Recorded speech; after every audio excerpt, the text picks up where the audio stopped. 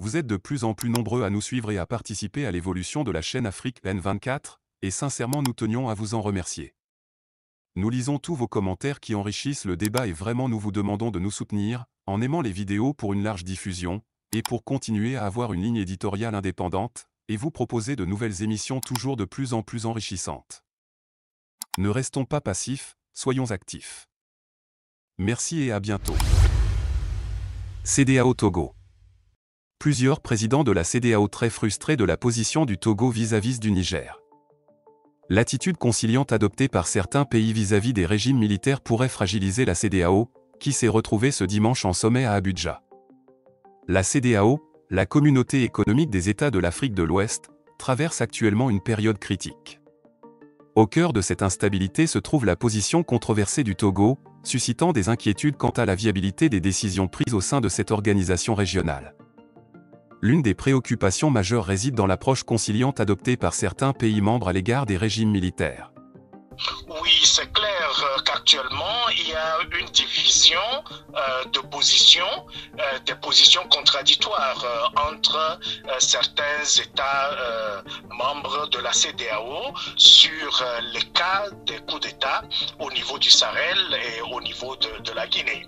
Et le Togo fait partie de ces pays-là qui considèrent qu'il faudrait négocier avec les putschistes et mettre en berne les règles communautaires qui condamnent et sanctionnent les coups d'État. Et donc, cette approche singulière et individuelle du Togo contraste avec la volonté de la CEDEAO de mettre fin au renversement anticonstitutionnel des régimes et de promouvoir la démocratie dans la sous-région. Parce que la problématique sécuritaire, même si elle tire par endroits sa source de la malgouvernance, elle est également issue du fait que les régimes démocratiques ont été affaiblis. Il faudrait plutôt penser à comment renforcer les processus démocratiques encore jeunes au niveau de la communauté, comment entretenir ces démocraties et faire en sorte que la gouvernance démocratique paraisse plus légitime aux yeux des citoyens et que les institutions démocratiques dans les pays soient renforcées. Cette position singulière du Togo par rapport à la CEDEAO contraste avec les mesures judiciaires prises au niveau intérieur pour sanctionner les velléités d'atteinte à la sûreté de l'État, le cas notamment de Bacha Gnassingbé et du général Katanga. Alors, selon vous, jusqu'où pourraient aller ces différents positionnements des pays de la CEDEAO? Je pense que ça fragilise la CEDEAO, mais beaucoup d'observateurs, y compris moi-même, considérons que la position du Togo n'est pas viable, dans la mesure où les règles communautaires doivent être appliquées et les transitions demeurent les transitions, c'est-à-dire inscrites dans un segment de temps. Et à partir du moment où les régimes transitoires n'arriveraient pas à organiser des élections démocratiques et transmettre le pouvoir à des civils suivant l'ordre normal constitutionnel, il y aura une autre crise. Et cette crise ne pourrait ni être gérée par les pays en transition, ni avec l'aide du Togo. Il est donc important d'avoir un regard assez objectif sur la situation des putsch au niveau de la sous-région et comprendre que les putschistes qui avaient pris d'engagement d'organiser des élections démocratiques au terme d'un délai précis, souvent 2 ans ou 3 ans, 2 ans pour le Mali, le Burkina et actuellement 3 ans pour la Guinée et le Niger, ces pays n'arrivent pas à faire montre d'un avancement qui augure une bonne fin dans le délai de la transition. Et donc, si la transition finit par durer dans le temps, il y aura l'impatience des populations qui prendra le dessus et la conséquence serait des soulèvements populaires que nous avons connus dans d'autres pays de par le passé. Et donc, de crise sécuritaire, nous allons arriver à des crises sociales et politiques d'envergure. Et donc, le Togo n'arrive pas à démontrer comment il pourrait contribuer à ce que transition soit respectée et que les forces politiques et sociales endogènes au niveau des différents pays soient accompagnées pour que la transition soit inclusive et qu'elle soit stable.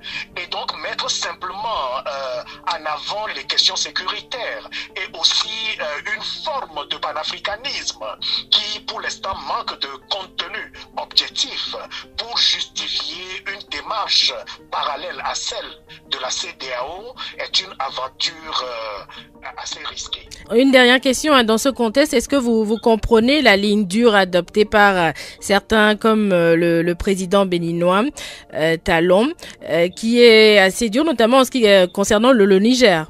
Oui, nous pensons que la position qu'on qualifie de position dure est plutôt une position légaliste, puisque les mesures prises par la CEDEAO sont des mesures qui correspondent aux provisions du protocole additionnel de la CEDEAO sur la démocratie, la gouvernance et les élections. Il est vrai qu'il y a eu des menaces d'intervention militaire et nous savons qu'il n'y a pas de disposition expresse au niveau de ces tests qui donne mandat à la CEDEAO d'intervenir militairement, même si nous savons qu'il y a un corps communautaire militaire en attente pour intervenir dans le maintien de la paix. Et donc là, il y a des questionnements. Mais dire que les pays qui condamnent les putschs et qui exigent un retour immédiat à l'ordre constitutionnel sont des pays qui tiennent des positions radicales, je pense que c'est trop dire. C'est plutôt des pays légalistes qui voudraient promouvoir les règles communautaires en faveur de la gouvernance démocratique. Cette attitude a semé les graines de la discorde au sein de la CEDEAO, remettant en question sa capacité à maintenir une position unifiée face au régime militaire qui émerge dans la région. Le Togo, par sa position, est devenu un point de tension au sein de la CEDEAO. Son approche, jugée peu ferme à l'égard des régimes militaires, génère des divergences au sein de l'organisation. Les réactions contrastées des pays membres créent des fissures dans la cohésion régionale, sapant ainsi l'efficacité et la crédibilité de la CEDEAO dans son rôle de stabilisation politique et de défense des valeurs démocratiques. Le sommet qui se tient à Abuja apparaît comme une opportunité cruciale pour résoudre ces tensions internes. Les dirigeants des pays membres doivent s'engager fermement à maintenir l'unité et la cohérence au sein de la CEDEAO. Cela implique la réaffirmation de principes fondamentaux tels que le respect des processus démocratiques, la non-tolérance envers les putschs militaires et constitutionnels, le non-respect des échéances électorales, la non-vérité des urnes. En bref, toutes les magouilles au sommet des États et la mise en place de mécanismes de sanctions clairs et efficaces à l'encontre des contrevenants. La crédibilité de la CEDEAO dépend de sa capacité à faire respecter ses propres décisions et résolutions. L'absence de mesures tangibles face aux violations des principes démocratiques risque de compromettre sérieusement son autorité et son impact dans la région. Il est donc impératif que le sommet d'Abuja aboutisse à des actions concrètes, renforçant ainsi la position de la CEDEAO en tant qu'acteur clé de la stabilité et de la démocratie en Afrique de l'Ouest. La cohésion et la détermination des pays membres sont essentielles pour préserver l'intégrité et l'efficacité de cette organisation régionale cruciale. Likez la vidéo si ce n'est pas déjà fait. Laissez aussi votre point de vue en commentaire. Abonnez-vous et cliquez aussi sur la petite cloche de notification pour ne rien rater de nos prochaines vidéos. N'oubliez pas de partager aussi la vidéo et de la liker.